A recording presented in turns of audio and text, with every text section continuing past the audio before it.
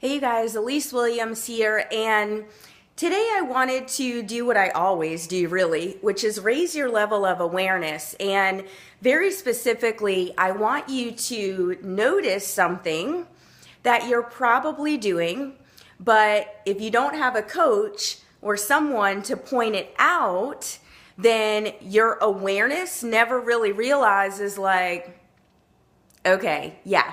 So here's what I want you to really think about, because I talk to people every day, and one of the things that I hear a lot when I recommend, products and supplements that I think that this person should be taking based on their goals, because let's be honest, we cannot get all of the macro and micronutrients we need from our foods alone. I'll do a whole video on that, but today I want you to very specifically think about if you've ever heard yourself say or someone else say, I can't afford it, when it comes down to implementing a health and nutrition plan, okay?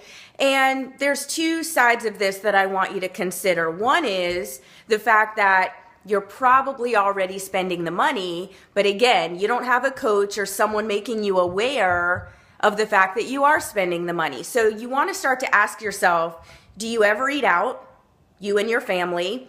I know if we go out with our family, we have 4 kids, so it's a little more expensive, but that's 60, 70, $100 potentially right there on one meal, okay?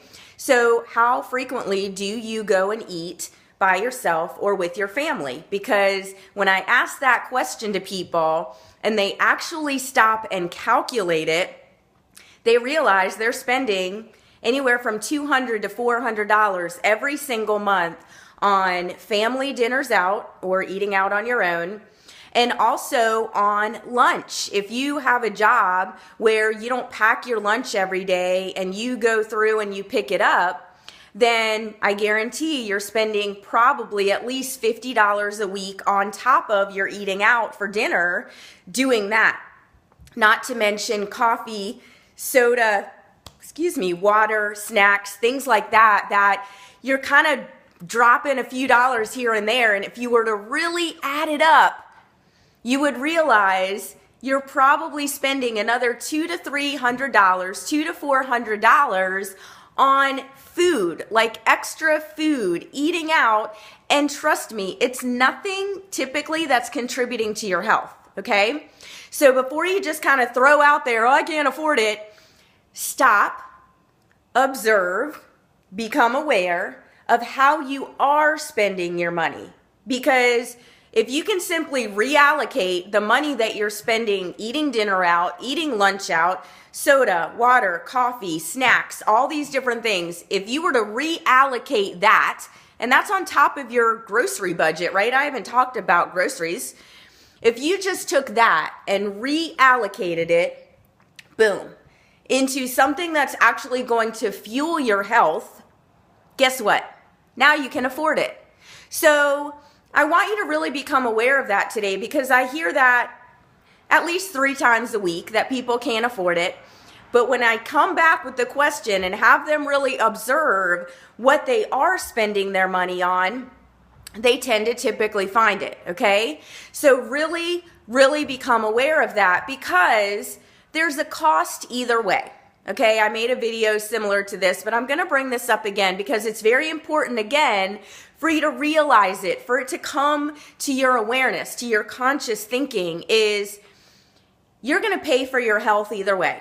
And it's your choice whether you're going to pay on the front end or the back end, okay? So on the front end is being proactive, right? And investing in making sure that you are getting all of the proper macro, micronutrients that your body and your cells need to live healthy and to fight off disease, okay? That's your proactive choice.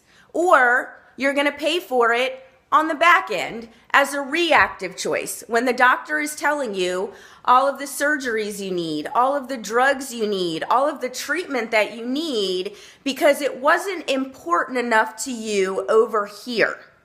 And that is why our country, the United States, and I know people are watching this around the world, but I live in the United States and I know what I see. And It's not good when you can walk anywhere. I could walk in Walmart or Target right now, and I could literally gather random 10 people, adults and children, and 8 to 9 of them would be at least 20 pounds overweight. Now, just because it's become very accepted in our culture doesn't mean it's okay. When I see someone that's at least 20 pounds overweight, that's an indicator to me that there's a problem. And not that I'm judging their food choices or the way their body is. I'm looking at them and knowing that they are nutritionally deficient and that they are not living in their optimal physical state. Okay?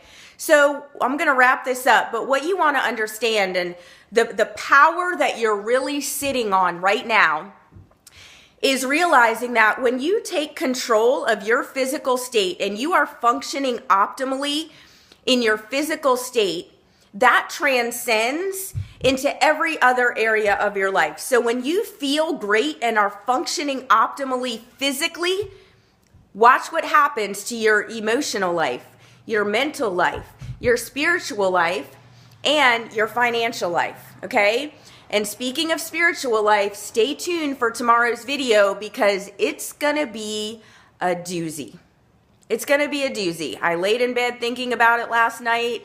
Should I really go there? And yes, I'm gonna go there.